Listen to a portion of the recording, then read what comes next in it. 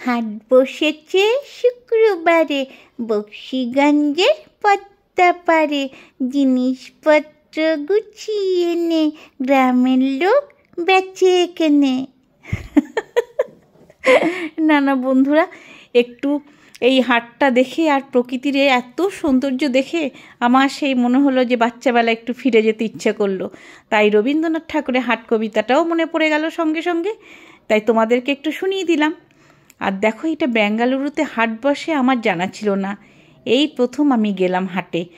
একজন মানে বলার পরে আমাকে জানালো যে ওইখানে বৃহস্পতিবার, প্রতি বৃহস্পতিবার নাকি হাট বসে। তো তাই মানে যেই শুনেছি তখনই আমার খুব মানে পড়েছিল মনটা যে যাব গিয়ে নিয়ে আসবার। আমাদের তো যেহেতু হোটেল আছে, আমাদের তো জিনিস লাগে, তো যেতে হবেই।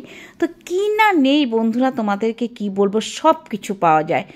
তবে হ্যাঁ, এই গরুগুলো কিন্তু হাটের জন্য না, রাস্তায় ওরা চলে যাচ্ছে আপন মনের রাস্তা দিয়ে, তাই সেই ছবিটাও তোমাদের সঙ্গে একটু মানে ধরার চেষ্টা করলাম। আর দেখো, দুপাশে পুরো পশা সাজিয়ে নিয়ে বসেছে, তার সাথে উবরি পাওনা হচ্ছে আমাদের প্রকৃতির সৌন্দর্য। অপূর্ব অপূর্ব প্রাকৃতিক সৌন্দর্য। দেখো আকাশ, দেখো গাছগুলো অপূর্ব লাগছে। আর এই যে আলু বিক্রেতা, তবে আমরা যে দামে কিনেছি আলু, তার থেকেও নাকি আরও সস্তায় পাওয়া যায়। কখন জানো? রাত 11টার সময় গেলে। আমি তো অবাক, বললো তখন ওনারা নাকি,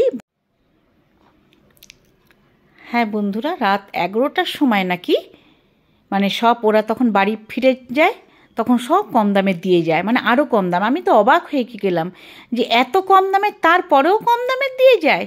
তো যাই হোক, দেখো দুপাশে এইখানে যত গরম মশলা, মানে গরম মশলা যত কিছু আইটেম সব এখানে আছে, সব জায়গায়। এইখানে হচ্ছে শশা, তারপরে দুপাশে বস্তায় বস্তায় জিনিস, ডাল, মানে বলে বুঝাতে পারবো না তোমাদেরকে। অপূর্ব অপূর্ব, আমার তো ভীষণ ভালো লাগছিল দেখে। আর ওই ছোটোবেলাকার কথা মনে পড়ে গেছে বলেই তাই এই কবিতাটা তোমাদের সাথে শেয়ার করলাম।